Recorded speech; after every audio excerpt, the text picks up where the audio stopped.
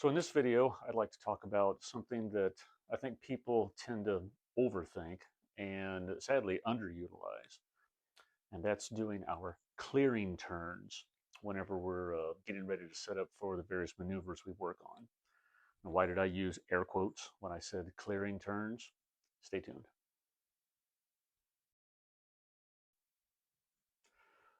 So, clearing turns.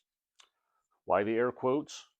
If you look at the airman certification standards for all the myriad of maneuvers that we do when we're working on our private pilot, commercial, whatever, you won't see the word clearing turn or the phrase clearing turns. You will see the phrase clear the area. Slow flight, clear the area. Steep turns, clear the area. Shondales, clear the area. Emergency descents, clear the area. So, what's the difference? Clearing turns versus clear the area. Why are they putting the emphasis on clear the area? Clear the area is the goal. It's to look all around your airplane and make sure that loud noises aren't going to happen while you're distracted setting up for and performing a maneuver, head down in the cockpit too much. You need to make sure there's no other airplanes, medevac helicopters, crop dusters, cell phone towers, whatever that's going to stick up and ruin your day. So, how do we clear the area? Okay, by doing our clearing turns. And people overthink this. They get complicated. Well, how do I do a clearing turn? Should I turn this way? Should I do a 180? Should I do a 360? It doesn't matter. Stop overthinking it. Focus on the goal, clearing the area, clearing all around you. So, how can we do that? Well, when you're flying along, the answer is it depends how you're going to perform the maneuver. Chapter 7 of the Airplane Flying Handbook actually does make a comment. I think it's related to ground reference maneuvers.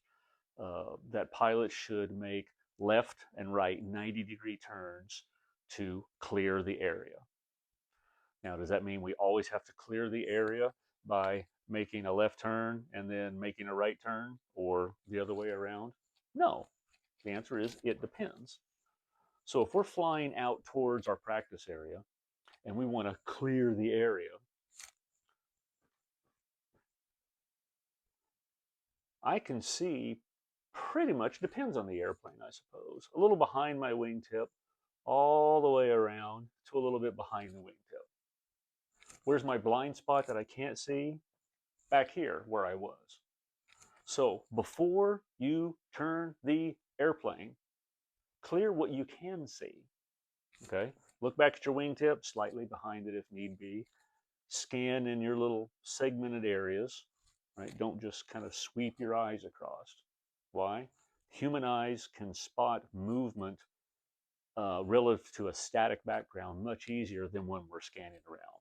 That's why all the handbooks say scan in, I forget what the degree is, 10 to 15 degree increments. So scan wingtip around through the nose, around through the wingtip.